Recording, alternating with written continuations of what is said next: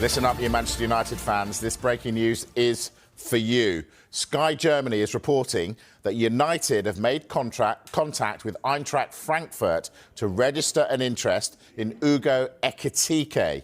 It's understood they're exploring conditions of a potential deal for the 22-year-old forward. Not straightforward, though, because Frankfurt want 100 million euros, about 85 million pounds, because Ekitike has 4 years left on his deal. But Sky Germany reporting Manchester United made contact with Eintracht Frankfurt to register an interest in Hugo Ekitike. We'll keep a very close eye on that. And of course, you'll hear more in the transfer shows, which start again. Mbeumo couldn't quite get that one done before the deadline. You still think that'll happen? It's interesting, this, because now the spectre for Manchester United is Thomas Frank imminently arriving at Tottenham Hotspur, and he would desperately like to have Bryan Mbeumo at Tottenham Hotspur, and he can offer Bryan Mbeumo Champions League football. The information we have as it stands is that Mbeumo wants to go to Manchester United. A lot of that deal on the personal terms side have been agreed in principle. It's just whether Manchester United and Brentford can agree on a fee. Now, there has been one bid of £45 million plus £10 million in performance-related add-ons. That makes it around £55 million package, which Brentford have rejected.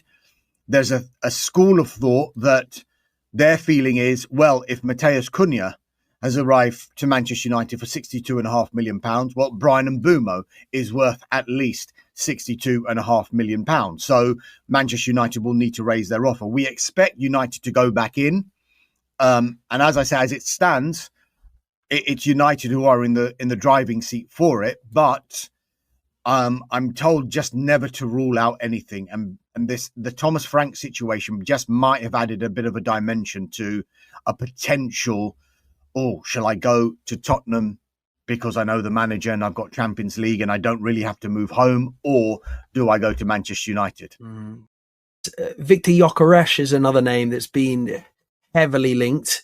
What's the latest on that one, Darms? United are definitely interested. It's our understanding that they have made initial contact, but via intermediary. So there hasn't actually been club-to-club contact between Manchester United and Sporting.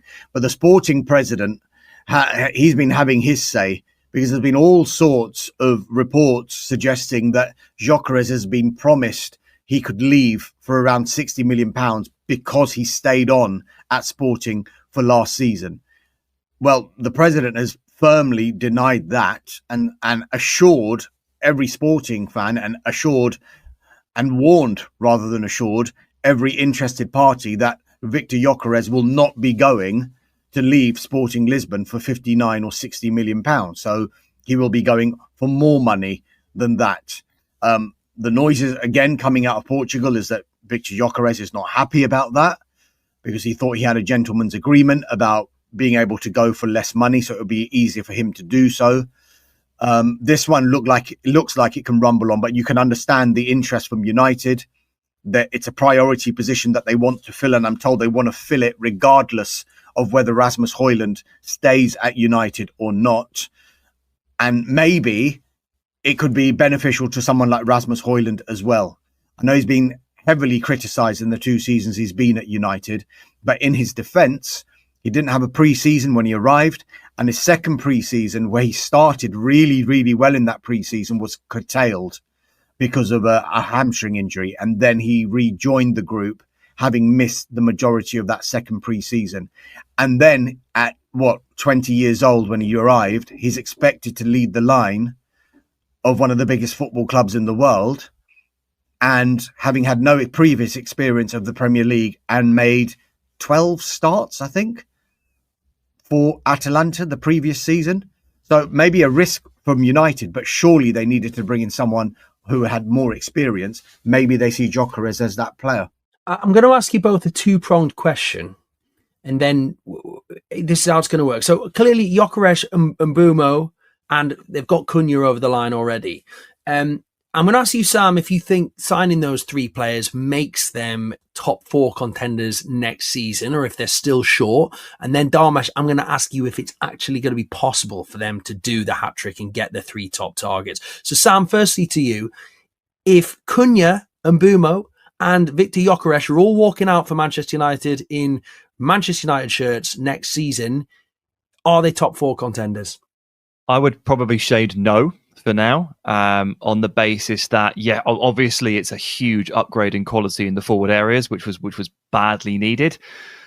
But you have to remember that United have changed tact this summer and have started to target clearly slightly more experienced and proven players in that sort of 24, 25 age range. Up until this summer, they have tried very hard to focus on youth.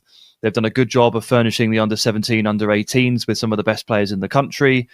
And they've signed players like Patrick Dorgu and Lenny Yoro, whose best years are well on the horizon, 2-3 years away. So while the attack looks really good on paper with those three, the rest of the team probably needs a little bit more time, needs more reps, needs more matches, probably needs a couple of years to catch up.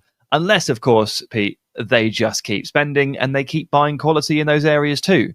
But right now, it will feel a bit like one half of the team is ready to go, ready to rock, and the other half of the team is still learning and catching up to that level. And that will create an imbalance that probably means they're not one of the top 4 teams. Well, okay, Dharmesh, second question, Manchester United fans will blow all ears here. Can they do the hat-trick? Can they get Cunha, Mbeumo and Gyökeres in this window?